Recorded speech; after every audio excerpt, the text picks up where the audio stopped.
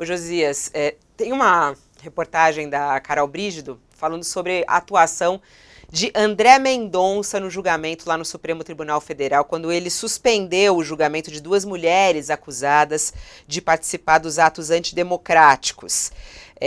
O ministro André Mendonça disse que agiu com o interesse da justiça e não agiu de má fé ao pedir essa suspensão. Vamos relembrar esse voto dele? Ele pedindo essa suspensão, quando ele pede a suspensão do julgamento.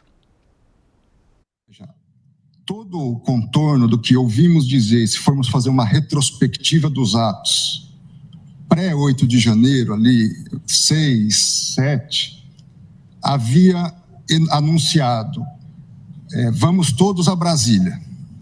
Primeira coisa, Polícia Rodoviária Federal, na greve dos caminhoneiros, ministro Gilmar, que foi tentada no governo anterior, eu era ministro da Justiça, eu passei a madrugada na sede da Polícia Rodoviária Federal. A gente colocou um trechinho para a gente ilustrar, ele fazendo ali o voto dele, mas em relação a esse julgamento, esse pedido de suspensão, ele diz, abre aspas, eu não acredito que algum ministro pense que eu tenha atuado além do interesse da justiça. Somente alguém com extrema má-fé pensaria diferente, foi o que ele disse. Foi na segunda-feira que ele pediu a transferência da discussão para o plenário físico e retirou do plenário virtual as duas ações penais. Já havia maioria para condenar essas mulheres pelo 8 de janeiro, né? E aí ele pede essa suspensão. A decisão abre um precedente para que outros casos sejam levados para o plenário físico, que afetaria o andamento das ações na corte. E eles querem acelerar o julgamento desse 8 de janeiro. E a gente sabe a pressão que existe, né, em relação aos apoiadores de Bolsonaro, em relação a esses julgamentos e a condenação dessas mulheres. Como é que você analisa essa resposta dele, falando que não agiu de má fé, Josias?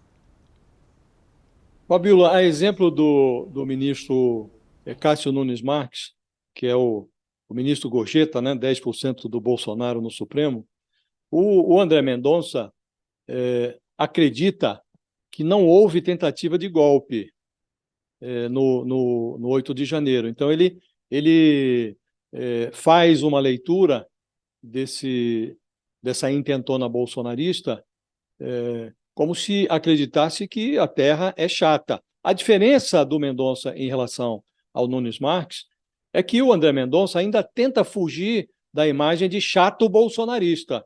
O Nunes Marques já entregou os pontos. O Mendonça, ele tenta, ele acha que a terra é chata, mas ele tenta passar a impressão de que ele próprio não é um chato bolsonarista. E nesse esforço para manter as aparências, ele soou terrivelmente ingênuo ao declarar por escrito, soltou ontem uma nota, declarou por escrito que não acredita que algum ministro do Supremo pense que a atuação dele seja inspirada em algo que não seja o interesse da justiça. Pobre ministro. Não faltam togas ali no Supremo que o enxergam dessa maneira, como um operador dos interesses do Bolsonaro. Isso ficou, mais uma vez, explícito nessa decisão do ministro. O ministro fez uma intervenção, o julgamento foi transferido, o julgamento dos operadores do quebra-quebra de 8 de janeiro foi transferido para um ambiente virtual, e o ministro interveio em favor de duas encrencadas nesse caso, para transferir o julgamento do ambiente virtual para o plenário presencial do Supremo. Ele fez isso quando já havia se formado uma maioria pela condenação das duas personagens. Então, evidentemente, ficou boiando na atmosfera, ali no cristal líquido dos computadores dos ministros do Supremo, a sensação de que ele age para protelar o julgamento, age para expor o que ele imagina ser uma visão que favorece o Bolsonaro. Por quê, Fabíola? No primeiro dia do julgamento presencial, ele já esboçou um incômodo com o tamanho das penas que estão sendo impostas a esses personagens pilhados ali na invasão dos prédios na Praça dos Três Poderes. As condenações estão oscilando entre 12 anos e 17 anos.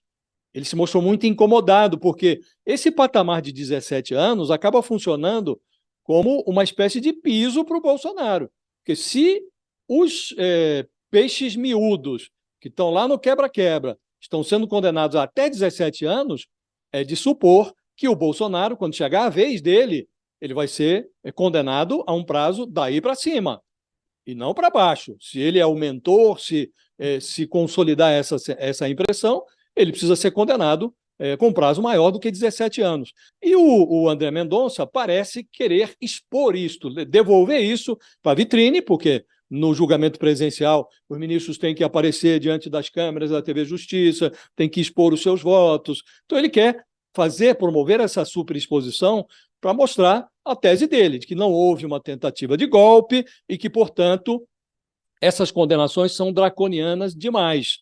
Só que a tese dele é minoritária, não está prevalecendo. Até ele impõe nesses julgamentos penas maiores do que as ridículas do Nunes Marques.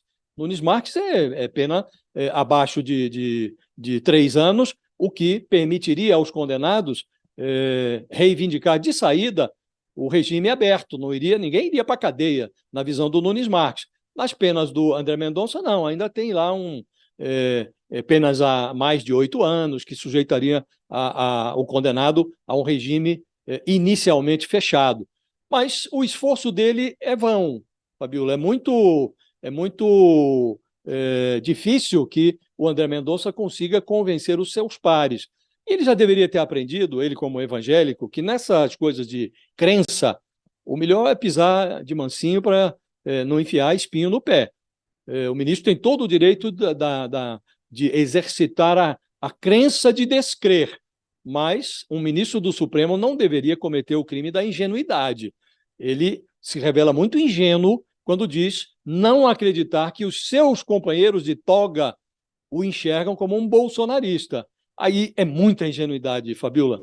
O ministro precisa olhar ao redor com olhos mais abertos, porque não faltam ministros do seu lado enxergando a atuação dele como uma atuação que interessa, convém ao Bolsonaro.